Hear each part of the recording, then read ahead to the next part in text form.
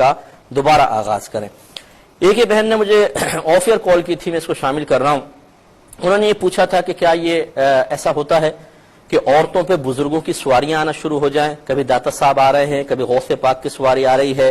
یا ہم عورت گھر میں لیٹی ہو اور رحمت کونین صلی اللہ علیہ وسلم تشریف لائیں اور اسے مدینہ منورہ ساتھ لے جائیں، کیا ایسا ہوتا ہے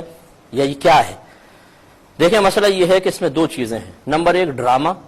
کیونکہ تاریخ ہماری اس سے خالی ہے، ہماری شریعت اس کا بالکل اس قسم کی خرافات کی اجازت نہیں دیتی ہے۔ تو ایک تو یہ ڈرامہ ہے جو ہمارے سامنے ظاہر ہوا کہ بہت سی عورتوں کو جب کسی مقام پر مرکزی حیثیت حاصل نہیں ہوتی اور دل تڑپ رہا ہوتا ہے کہ میں لوگوں کی نگاہوں کا مرجع بنوں، لوگ واہ واہ کریں، لوگ مجھے اپنے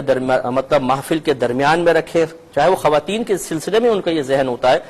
مرکز نکاح بننے کے لیے اس قسم کے چٹکلے چھوڑ دیے جاتے ہیں۔ اور ہماری عوام کے لیے تو بس اتنا ہی کافی ہے، فوراً لائنیں لگ جائیں گی، فوراً عورتیں پانی لے کر آ جائیں گی، جی دم کر دیں،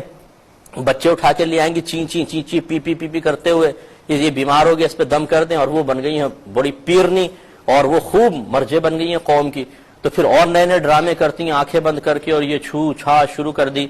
تو یہ اس طرح کی کوئی سواریاں نہیں آتی ہیں، اس طرح کوئی بزرگ عورتوں کے پاس نہیں آتے، وہ زندگی میں عورتوں کو نہیں دیکھتے تھے، بعد وفات جب ان کے لیے تصرفات اور زیادہ عام کر دیے گئے تو وہ عورتیں ہی رہ گئی ان کے پاس، عورتوں کے پاس ہی آنے کے لیے وہ رہ گئے کہ ان کے پاس آ کے انہیں گائیڈ لائن دیتے رہے۔ تو ایک تو ڈرامہ ہے۔ دوسرا، جنات۔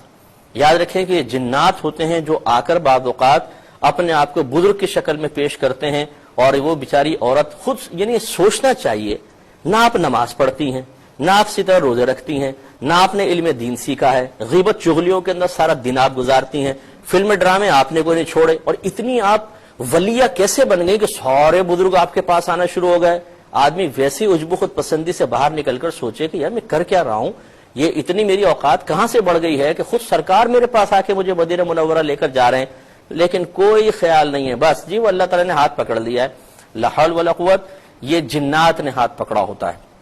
اور یاد رکھیں کہ یہ جن پہلے تو ایسے ہی آ کر ملائم طریقے سے انسان کو قابو میں کرتے ہیں، اور پھر ایسا ایمان لے کر بھاگیں گے کہ پتہ بھی نہیں چلے گا اور تباہی بربادی ہو جائے گی۔ اس لیے ایسی بہنوں کو چاہیے جو ڈرامے کر رہی ہیں وہ ڈراموں سے باہر نکلیں، اور اگر واقعی آپ کو کچھ محسوس ہو رہا ہے تو یہ جنات ہیں، فوراً لاحول پڑھیں، اعوذ باللہ من الشیطان الرجیم پڑھیں، اور یہ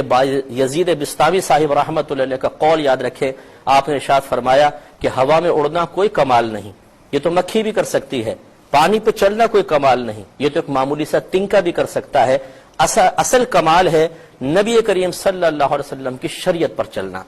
تو ہماری بہنوں کو چاہیے کہ شرعی علم سیکھیں، اس کے تقاضے کے مطابق چلیں، اللہ کو منظور ہوا تو آپ کو مقام ولایت بھی حاصل ہوگا۔ لیکن اس طرح کے شارٹ کٹس کے ذریعے اگر آپ چاہتی ہیں کہ عزت مل جائے تو چند محلے والیاں تو آپ کی گرد جمع ہو جائیں گی، لیکن جب ایمان ضائع ہو گیا، اللہ نہ کرے ایمان ضائع ہوا، تو پھر قبر میں،